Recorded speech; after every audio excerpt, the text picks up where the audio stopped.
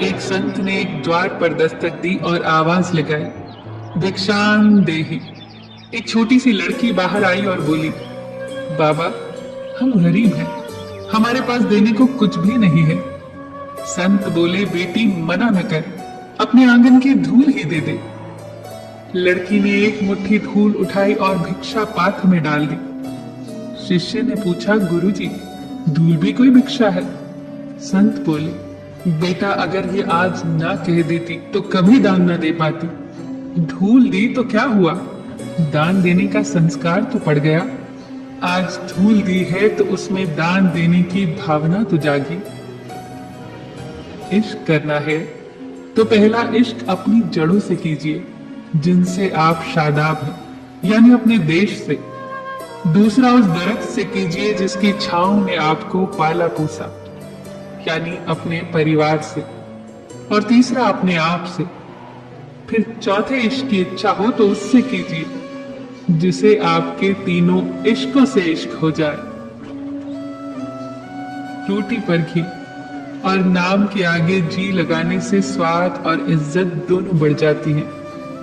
किसी को स्नेह देना सबसे बड़ा उपहार है और किसी से स्नेह पाना सबसे बड़ा सम्मान है। धन और यौवन पर कभी अहंकार न करो, ये दोनों ही स्थायी नहीं है, क्योंकि धन तो कभी भी एक स्थान पर रुकता नहीं। जो आज आपका है कल किसी और का होगा। और यौवन तो आज तक किसी के लिए नहीं रुका, देखते ही देखते वो आपको वृद्धा अवस्था में छोड़कर चला जाएगा। इसीलिए समय रहते अपने धन का सदुपयोग करें, दान धर्म करें और यौवन की ऊर्जा से मानव कल्याण के लिए शुभ कार्य करें।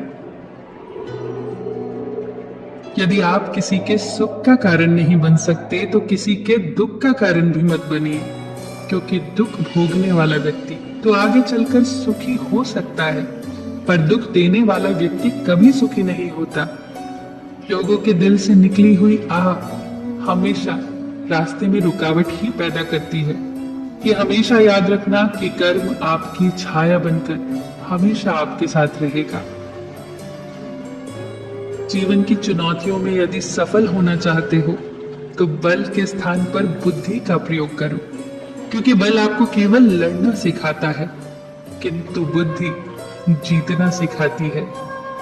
जिस प्रकार दुर्योधन ने वासुदेव कृष्ण से उनकी नारायणी सेना मांगकर बल को चुना और अर्जुन ने स्वयं श्री कृष्ण को मांगकर बुद्धि को चुना, परिणाम सबके सामने है।